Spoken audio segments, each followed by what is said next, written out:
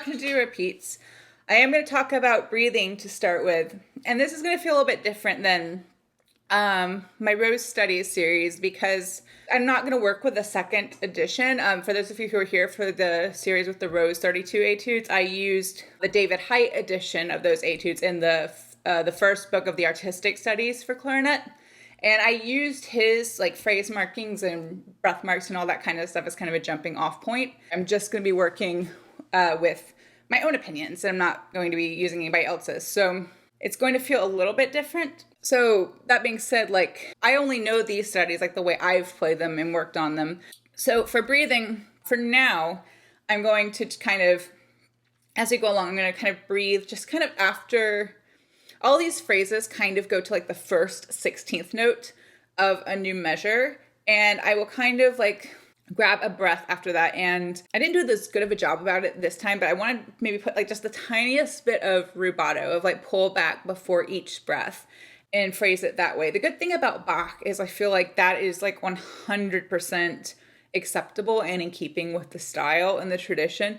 Because if you hear like Bach piano, for example, like it's so, for lack of a better word, notey. Like there's just so many notes, but it almost has this like improvised quality to it when it's played really well. And so a little like ebb and flow, like forward and backward, I think totally fits. I'm thinking like in particular, I always go back to like the first cello suite. And if you think about a really good cellist playing that, it kind of has this feeling of like they're making it up as they go, but they're not, it's actually very well planned out. So I don't want this, and I'm sure I made this mistake this first time through, but I don't want this to be just like a straight metronomic study, if that makes sense. I want it to have some give and pull. So I'm actually not going to put the metronome on for today. I want it to have some freedom, but also structure. And the structure will come from an awareness of the phrasing, and the freedom will kind of be brought in by how I need to plan out the breaths. Because unlike a cellist, I'm going to have to breathe at certain points. I can't just breathe like the once and right before the repeat. And I think I've been taking like a little extra time there, and I'm not really mad about it. So I'm going to go ahead and write in like a grand pause there and not feel pressure to come in like on the last 16th note of that same beat. And if I change my mind about that later, I change my mind about that later. But I'm going to go back to the beginning. I want to start plotting some of these breaths and try and make it sound more musical. Yeah, I'm just go back from the beginning. I'm going to find that first place I need a breath. I think I'm going to keep this tempo more or less. It may speed up a bit as I get more comfortable with it, but I don't want to go too far. So I'll go at the beginning again.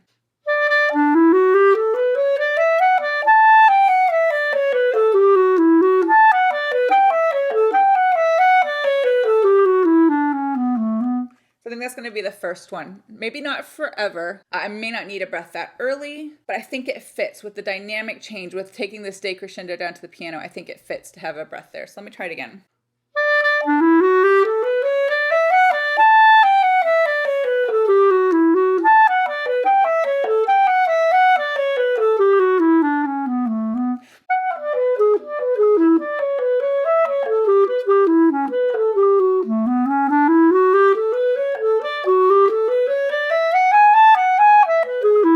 So I'm going to need a breath close to there, but I don't want to, I prefer to take them where there's like the octave change. So I don't want to take it after that A sharp. So I think I'm going to take it here and do the same thing. Let me go back to the beginning again.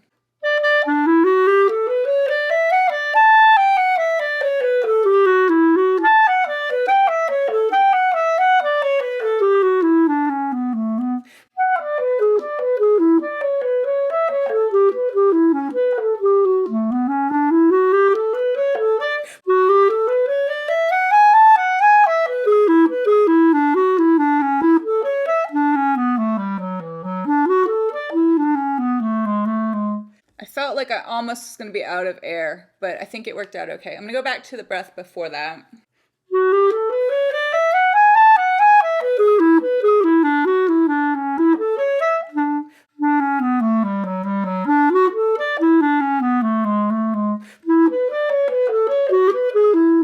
I messed up the notes, but I think that'll work. One of the biggest tricks for this study, I feel like, is the note order or like the fingering / note combinations and patterns are never exactly what I think they're going to be. Like especially the arpeggios. I feel like if I try to anticipate it without reading carefully, I'm going to be one note off. It'll still kind of work and make sense, but it's not what's written. Polatschek, like Rose, was a clarinetist. So he knew all the tricks and did all this deliberately to make it a challenge. And that's what I think the challenge is for these, is like taking these patterns that maybe feel like they aren't quite what you expect, but like mastering them anyway.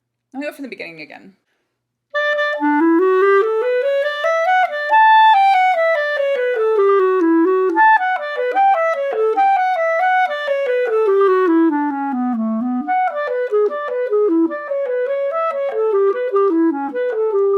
Changed my mind already. I don't need that first breath so soon. I thought that first breath might be too soon, and I think it was. So I think I'm going to put here instead, which means I'm definitely going to need to replot this one. I'm not going to breathe one measure later. I don't know. Maybe I'll make it to the next one I already marked, and I'll only need those two. Let me try again.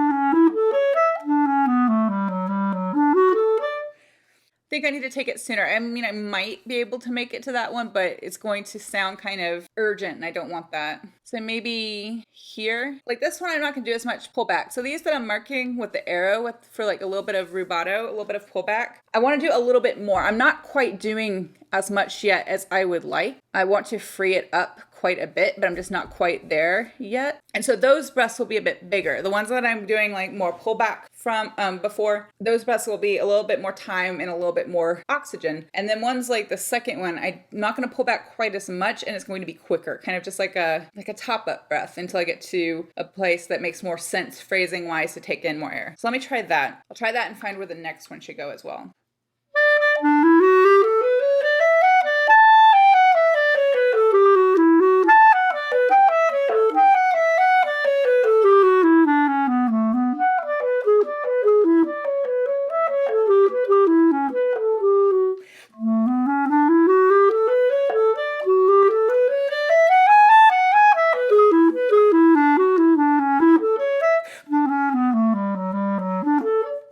Yeah, I played the wrong notes. It's this right here. I keep thinking it's supposed to be an E, then a G sharp, then a B, but it's not. It's E, B, D sharp. I'm gonna go back to that last breath.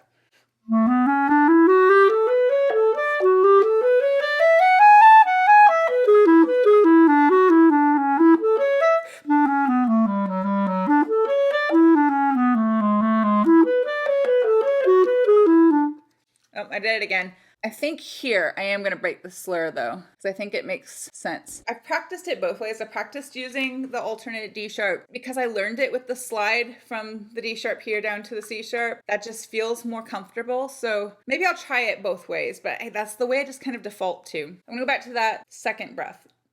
No, the first breath. One more time. No, I lied. Second breath.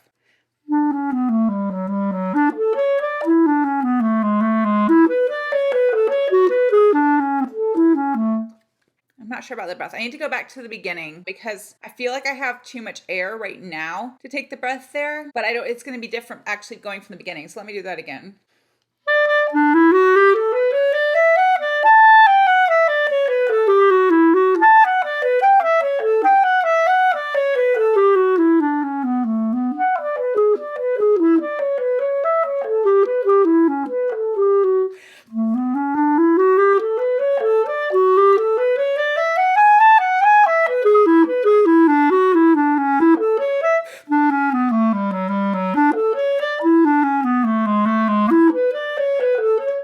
Got there, but there's something I thought about that I want to change. So you may have noticed I was doing this or not, but I'm not going to limit this crescendo here to just this crescendo in the third line, second bar to just that measure. I'm going to extend that crescendo all the way through this next. I'm going to extend that crescendo all the way through the following bar, and I'm going to put the peak of it. So like this will only be like mezzo forte, and now I'm going to put the forte here. So it really kind of continues all the way to that A sharp. And I'm going to put a little bit of tenuto on it as well so that it has like that moment of arrival to hopefully make the phrasing make sense. I'm going to do it from the beginning one more time.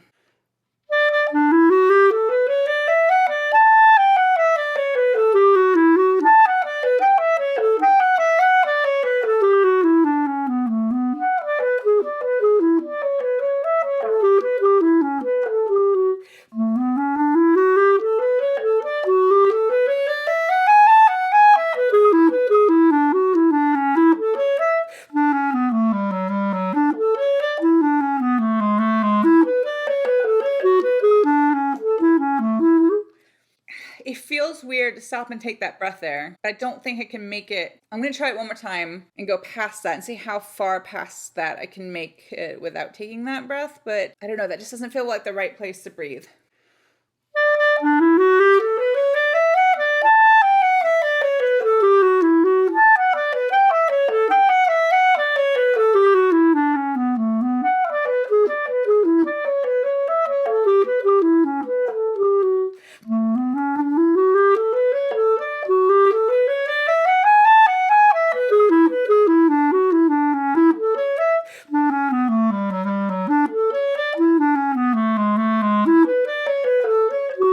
Mess up the fingers a little bit. I think I'm going to move the breath here, actually, after that low A sharp. It's not my favorite place to put it, but I think that's going to work better than what I was doing before. So let me try it.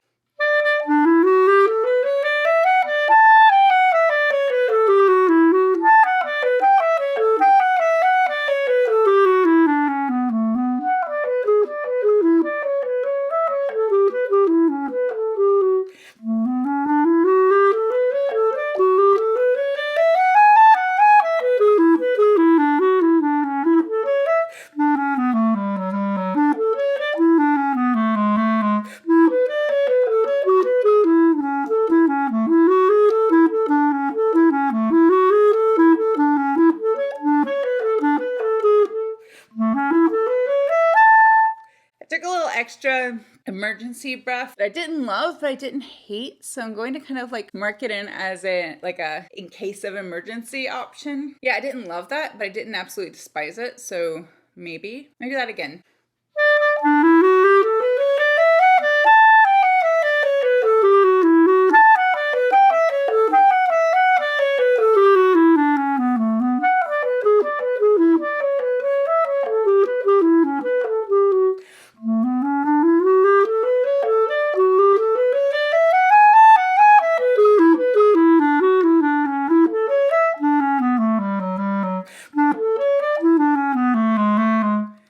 That's too close. I mean, maybe I'll decide through there to just pick one of these spots and breathe there and not like plan it out so much. So I think that's what I'm going to do. I'm going to give myself 3 options, and then just depending on the tempo and how I'm feeling it, that's the one I'll take. So it could be either here, this one here, or this one here. And I'm not going to take all 3. I might take 2, but I kind of just want to give myself options because I think playing something like this with a bit of freedom, it may not feel exactly the same every time. So there are a couple of places where I know for phrasing that I want to breathe there because it just makes the most sense. But through here, it feels like it needs some continuity. So I'm not going to do too much of like the pullback. Let me try it again.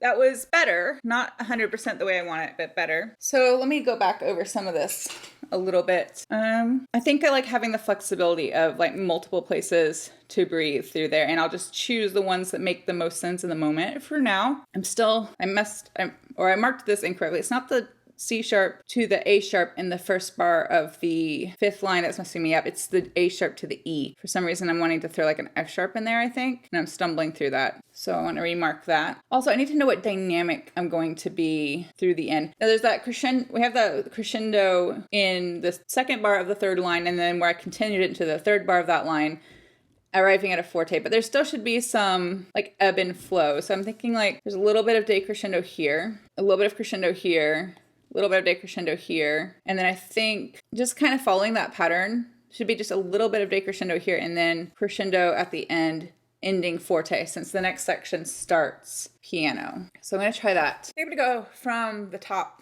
again and try and put some of that together, hopefully without stumbling over the fingers again.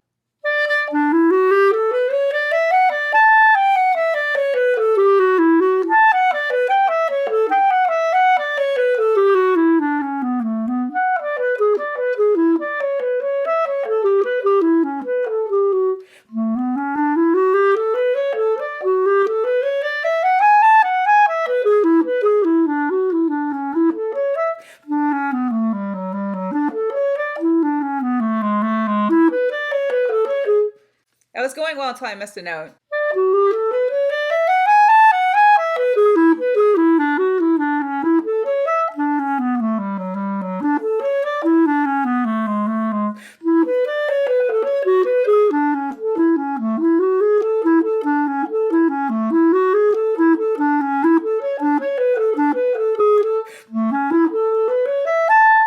You know what? I'm not sold on that ending forte, but I'm going to leave it that way for now.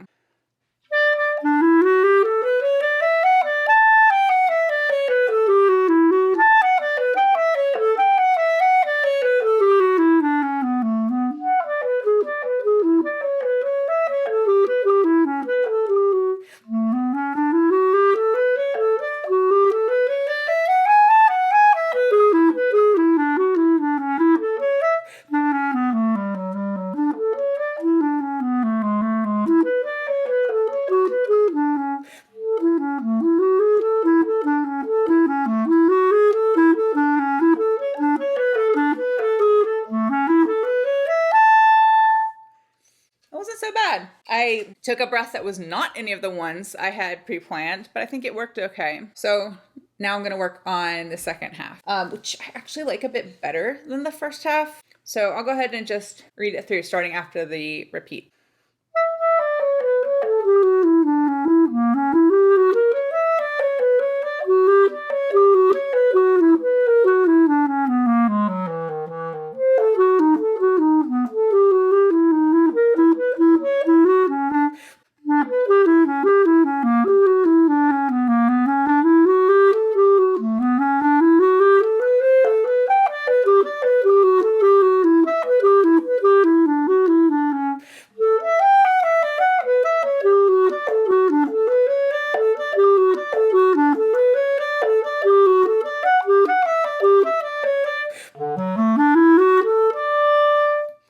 So kind of like the first half of this, I didn't say this before, but I thought it just now. These few isolated crescendos and decrescendos that Polatschek added. So the ones that he actually wrote in are this one here, and then this one here. And that's it for the dynamic markings that he included. And then the forte at the beginning, this piano here. Oh, this piano here.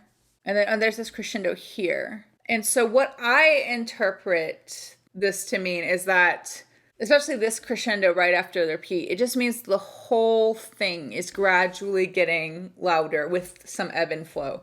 So I feel like until like here-ish, and I'm going to change this as I go along. So maybe here is where we start to reach like mezzo piano. Like that's, so up until there, piano is kind of home base, and then at the end of that next line is where mezzo piano kind of becomes home base, and then maybe here, mezzo forte kind of becomes home base.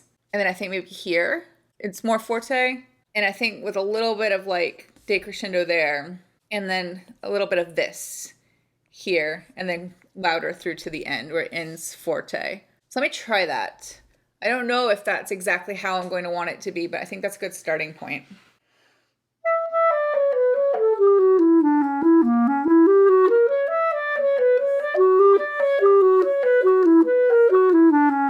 I think that's too soon. I like this whole little section to be piano. So let's move the mezzo piano to here. Try it again.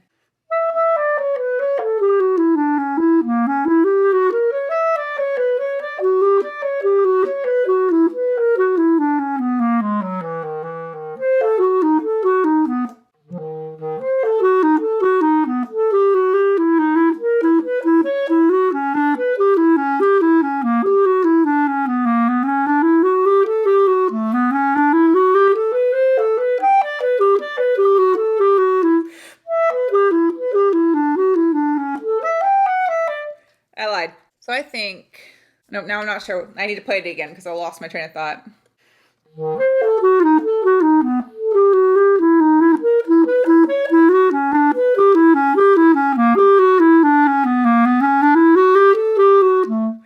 I'm going to change this up a little bit. So I'm going to make the forte more like here. And then I think this should drop back down to like mezzo piano and kind of crescendo. And then that kind of do that same thing over and over as we kind of step our way up the phrase. I'm going to go from right after the repeat one more time.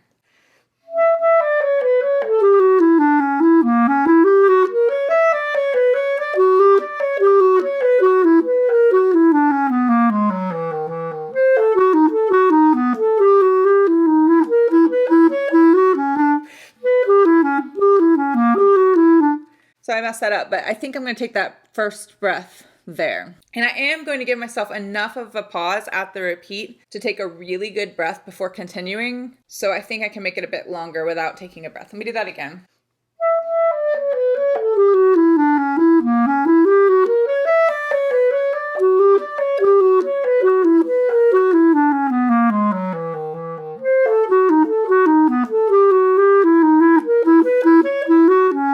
I think that'll be okay, but I'm going to need a little bit more pullback there, I think, to make that breath make sense. I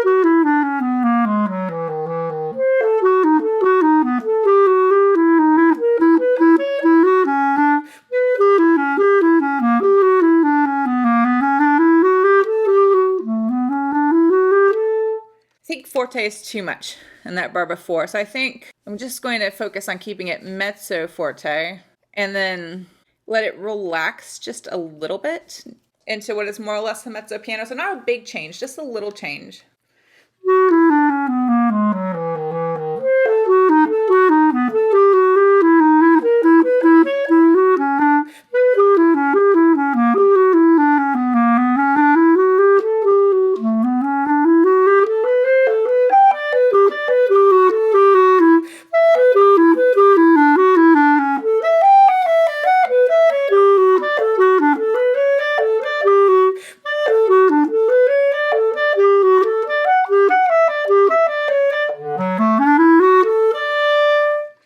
I think that'll work. Where did I put that breath? I put it here. So just the tiniest bit of pullback there with a little bit of tenuto also on that G sharp. I think that there are a couple things I wanted to mark, but I don't quite remember what they were, so I need to play it again.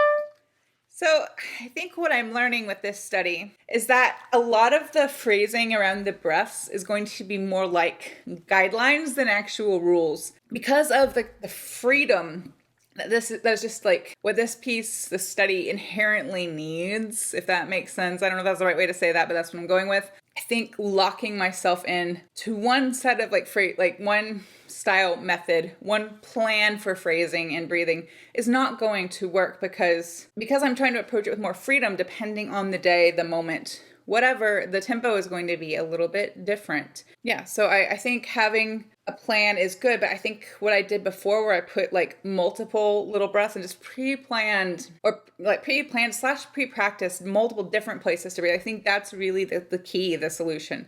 So I'm going to do this one more time, and I'm going to mark all the places that I feel like could be a breath, but they're not all going to be a breath necessarily. So let me go from the beginning of the second section one more time, and I'm going to mark those other places that I feel like are possible breaths.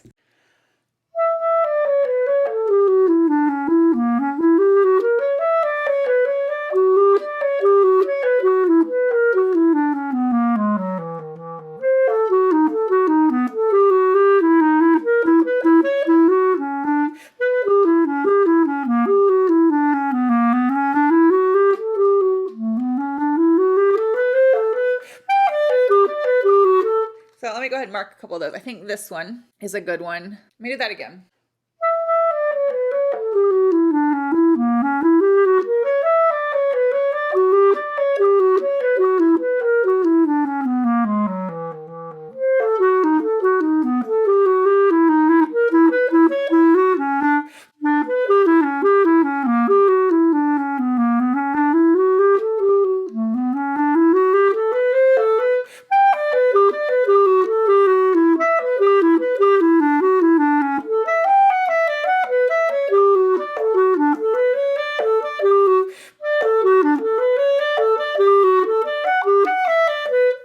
Again, I did that before, so I'm going to put like a little A in parentheses underneath that because I keep misreading it as a C sharp. I'm going to go back just a little bit to the end of the third line from the end.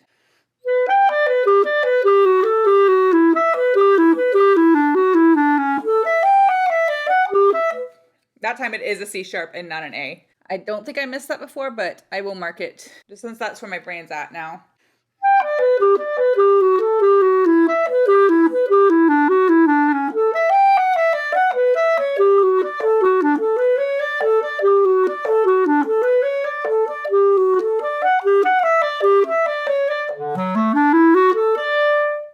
And I want that last note to be on the longer side, even though it's only an eighth note.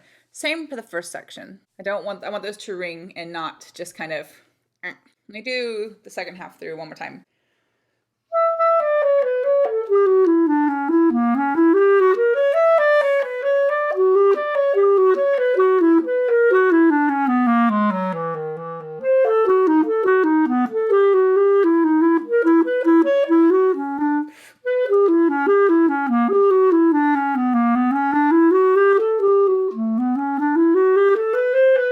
Now it was like the same spot, but ahead of time. I'm not going to go all the way back to the beginning of that section, just a few measures.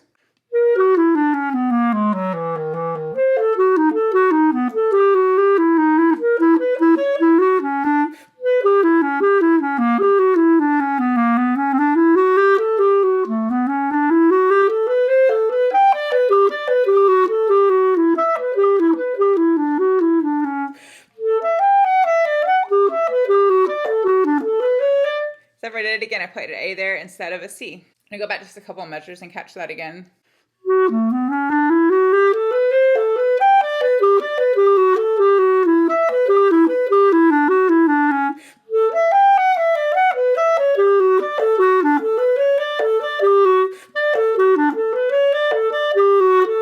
I changed my mind. Don't think it makes sense to breathe there. If I'm going to take a breath, I think it should be here. I think that will sound better. I'm going to go back to the last breath.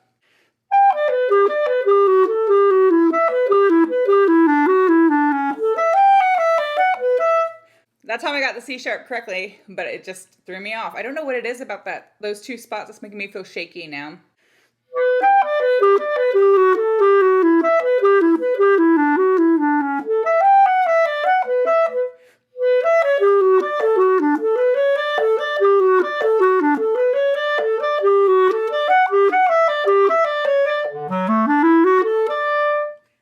I did it again. I played a C sharp there instead of an A. I wonder if I've done those incorrectly a number of times, and it's like then I noticed, and it's like my brain and my eyes know one thing now, my fingers know something different. I'm gonna go from the beginning of that section again, like the whole section, and try and pace those breaths. I'm gonna go maybe just a hair slower too.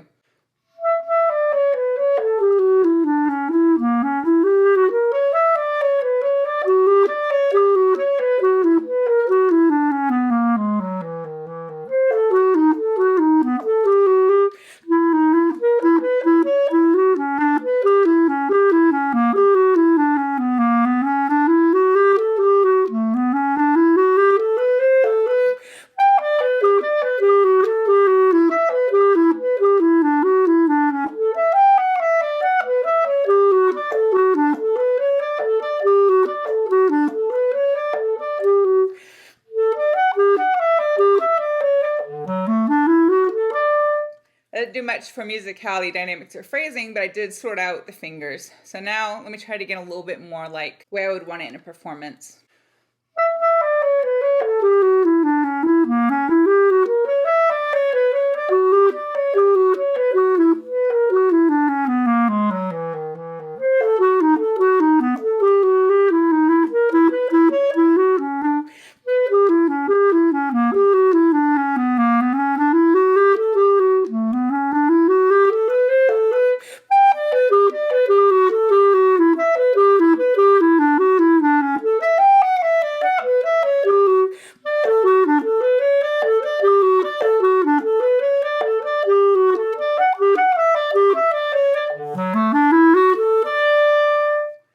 The fingers are still not 100% clean. They're not like 100% the way I want them, but I think it's sounding better. I like this one a lot. I like listening to myself play it in spite of like the stumbles. Yeah, I mean, I don't know if I would ever play it. I know I might play it like if I was doing a master class, like if I were auditioning for college again, I might consider this for like a choose any two studies situation. So yeah, I'm just gonna play it all the way through.